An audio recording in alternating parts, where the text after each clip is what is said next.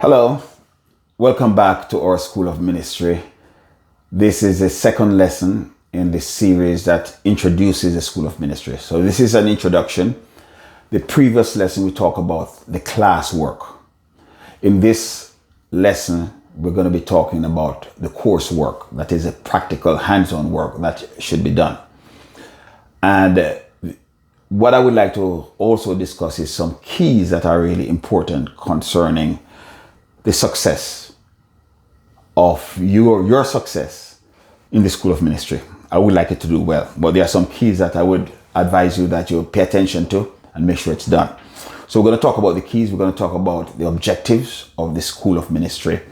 And as well as I'm going to talk about the different areas of coursework that need to be done. And then I'm going to finish up with tell you what we need to start doing right now. All right. Now, whether you're a part of Change Your Lives Church or you're joining us from wherever you are, you can also be a part of it. And you can also contact us and we tell you how you can serve in your area if you're not attending Change Your Lives Church. If you're not part of Change Your Lives Church physically, you're somewhere else, different location. Contact us and we can tell you how you can also serve and get your coursework accomplished. All right. So here goes. The keys to success in the School of Ministry. Number one, you need vision. You have to see the end. If you look at anything, if you're having a journey and you're just looking at what's in front of you, the race is going to be hard. The Bible talks about enduring the race that was set before us. And your goal is not to win the race or to be in terms of getting ahead of other people. The Bible never talks about you run as if to win, but your goal is not to win. Your goal is to complete the course or complete the race. So your success is to complete, and you have to see at the end of it all, have a vision, a clear vision of what you would like to accomplish, what you would like to do. The Bible said Jesus, for the joy that was set before him, endured the cross. So you have to look at the joy of the end result and always have that in mind. Because whenever you have the joy of the end result in mind, you'll be able to endure the present process. You'll be able to endure the present process. This not just applies to the School of Ministry, but in any endeavor in life. That's one of the keys to endure. The race is not for the swift. The battle is not for the strong, but for the person who endures to the end. Your job is not to compete with other people or to know who's smarter than you, brighter than you, who's ahead of you. Your job is to complete, and you complete by being the best that you can be, firstly. But secondly, you have to have a vision of the joy of the ending. If you don't have that, it's going to be a tough ride. Secondly, you also need to look to Jesus. Look to the pace setter. Look to someone ahead of you who have completed, and use that as a role model to be able to complete the race. So the first thing is have a vision. The second thing is to humble yourself. One of the things about knowledge can make you proud. And a little knowledge in the hands of a fool can be dangerous. So you have to be able to humble yourself. And a person who humbles themselves know that they are a learner. We'll talk about that the next point. You humble yourself to be able to learn. Not only that, you humble yourself so that you can take instructions. I've seen it happen many times as in the School of Ministry training people. They're coming along, they start to teach, they start to preach the work of ministry. And people are complimenting them and they feel good, like they can manage on their own. And after a while, they don't want to take instructions. They want to do their own thing. Not only that, is that we are your coach. We're here to coach you, to guide you along. And everybody who does successful in any realm of life, whether it's sports, music, any endeavor, they always have a coach or a mentor. And what the coach does, the coach is not your friend. Your coach is not your best buddy. The coach stands on the sidelines and looks and evaluates and gives a perspective and evaluates and make recommendations so that you can do better. the basketball player is playing on the court.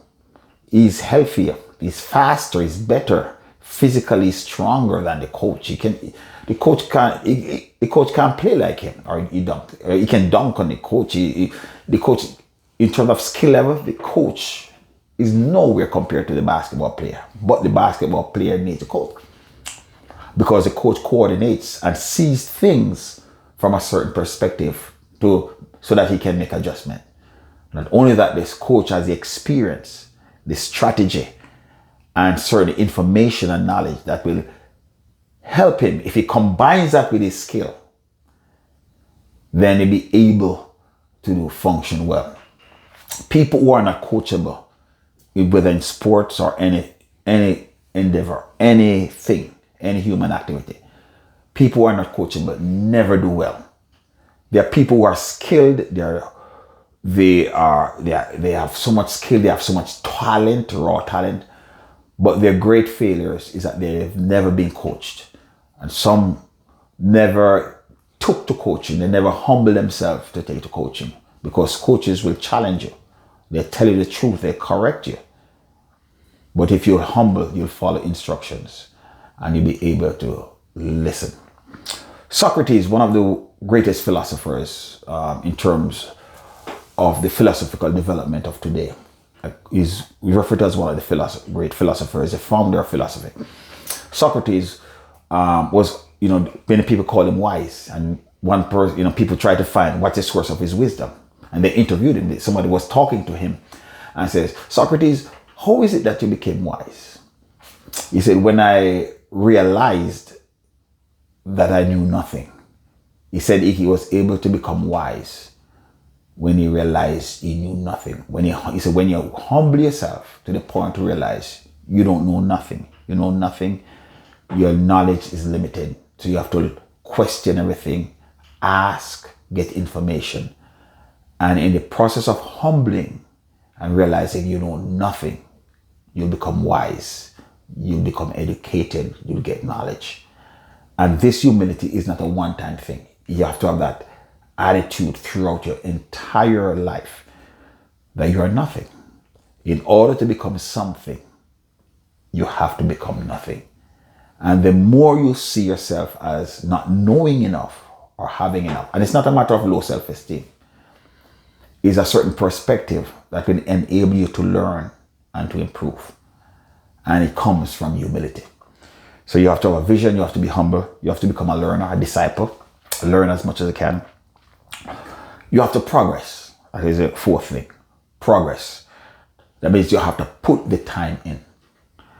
Put the time in. Nothing is going to work unless you put the time in. And you have to put the time and the energy in.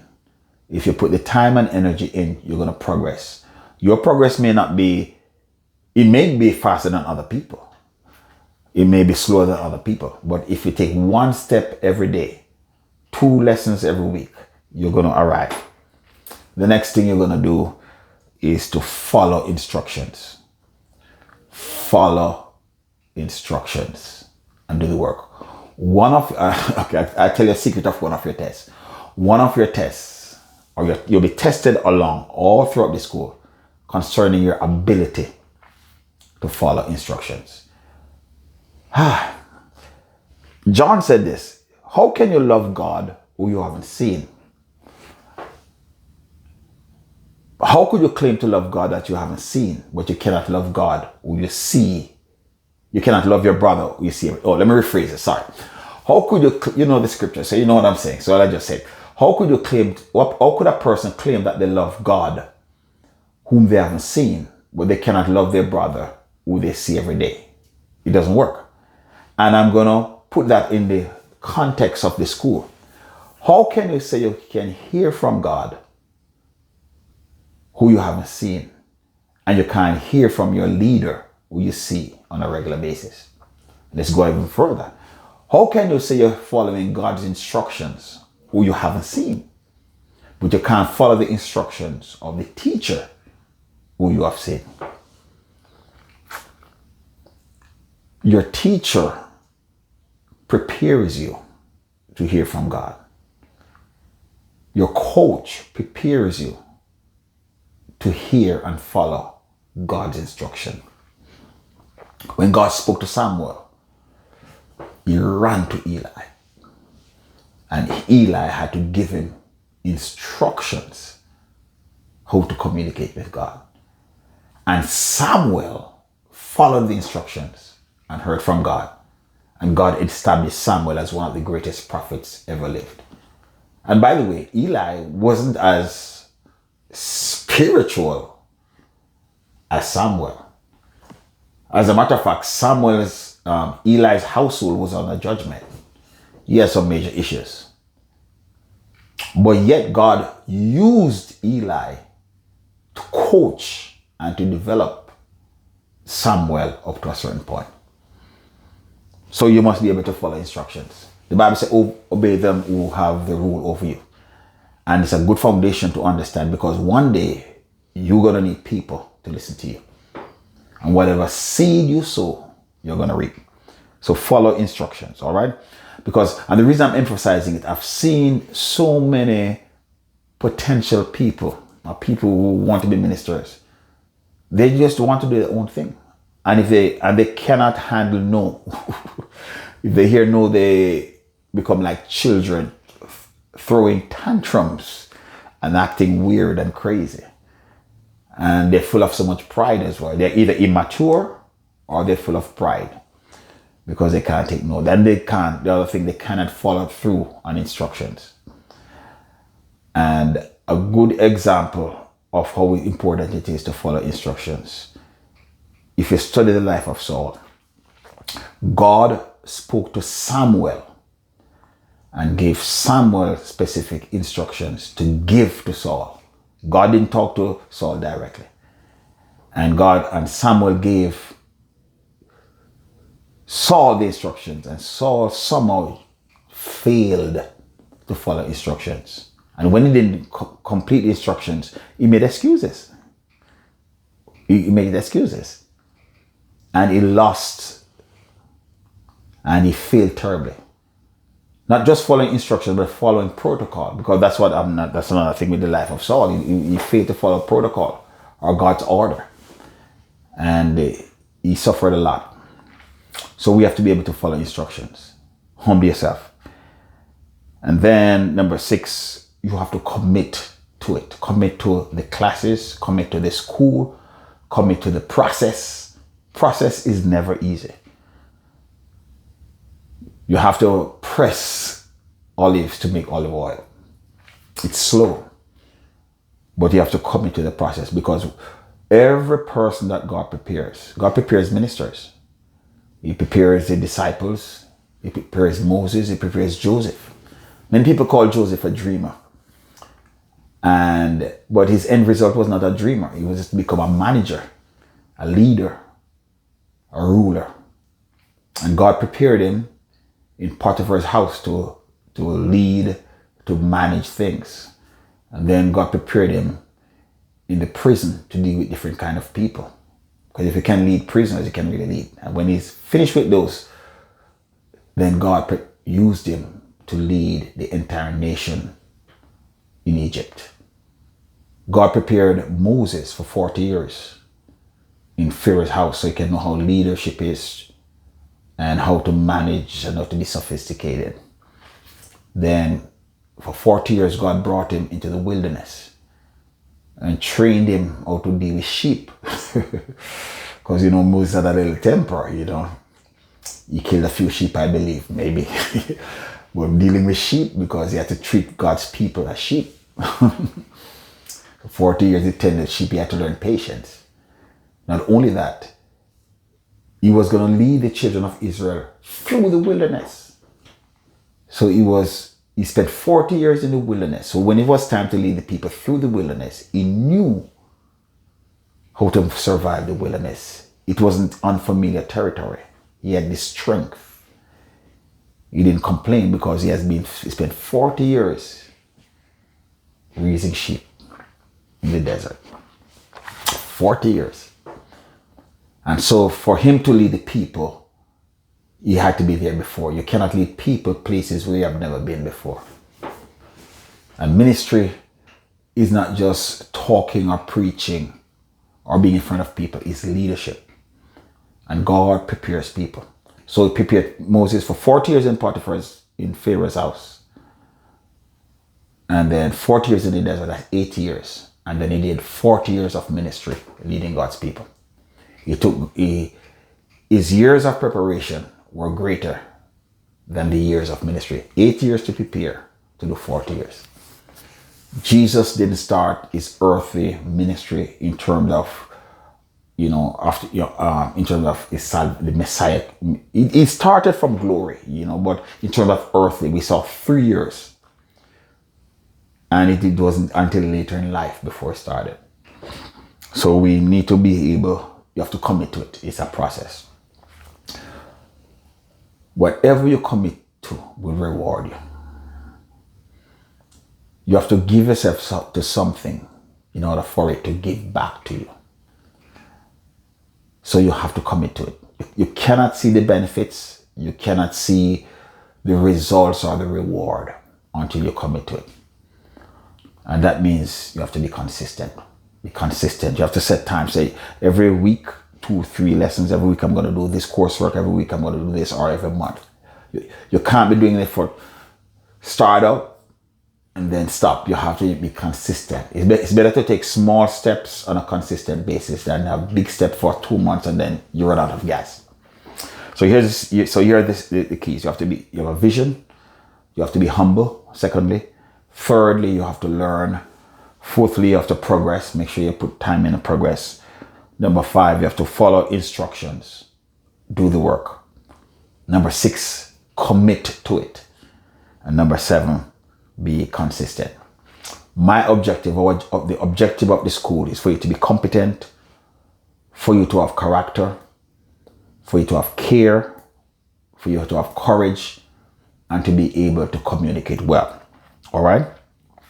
So in terms of the coursework, there are 10 areas that we'd like you to learn. Coursework, I think that will prepare you for effective ministry. Number 1, you must be able to serve in a non-leadership capacity. I mean, serve under somebody. You're not a leader, just serve, just help. Whether volunteer in a pantry, be an usher, do something that you're serving, but you're not the leader. Learn to follow. That's one area. The second thing you're going to do in the coursework is to preach and teach. So first thing, you're going to serve in a non-leadership capacity. When that is finished or later on, and it doesn't have to be in this order, but at some point you're going to do one of these in the course of this the school. All right. Secondly, you preach or teach. Thirdly, you're going to lead. You're going to lead a department or lead an area, lead a project. Fourthly, you're going to organize. You have to learn to organize. So we give you something to organize, to execute a plan. Fifthly, you're going to be involved in counseling. You're going to spend some time doing counseling. You're going to be getting some counseling opportunities, counseling projects, counseling assignment, counsel people. You also need to provide care. That means if somebody is going through crisis, you're in the hospital, visit them. Somebody needs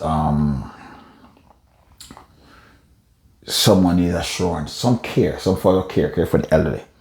Then you're going to be also in coursework, get involved in discipleship. That means disciple others. You'll be assigned, people are going to be assigned to you, whether 3, 4, 5, depends on how much you can manage. And your job is to bring them in the process of discipleship. Help to disciple them or mentor them. Then you're going to be doing ministerial duties as well.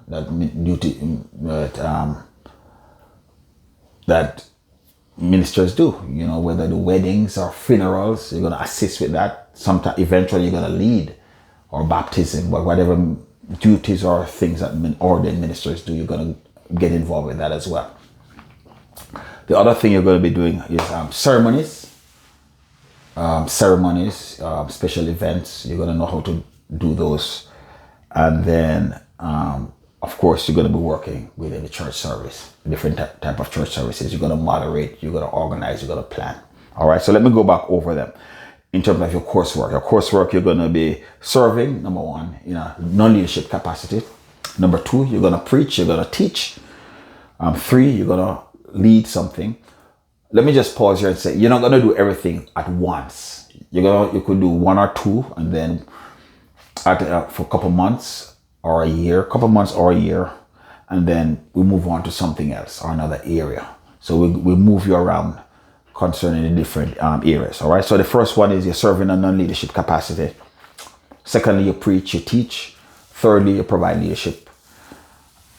Some of you may be already involved in many of these. So if you have already done them and you have them under your belt or your resume, that's good. Let us know so we don't have to, reinvent the wheel, as they say.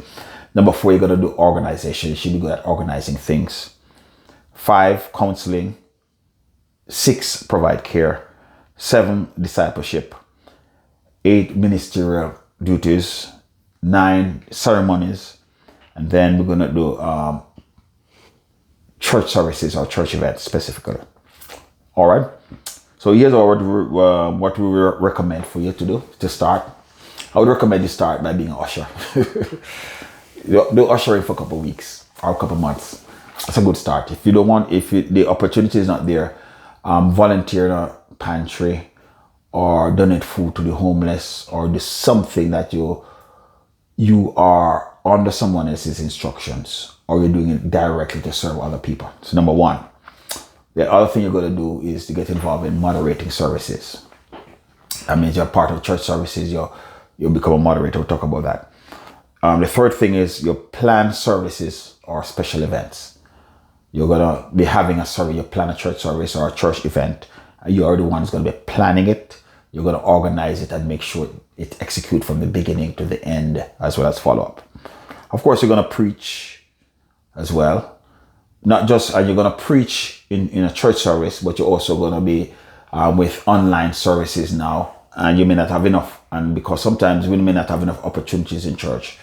If you have an opportunity in church to preach, that's fine. But if not, in addition to that, you're going to be preaching online. All right.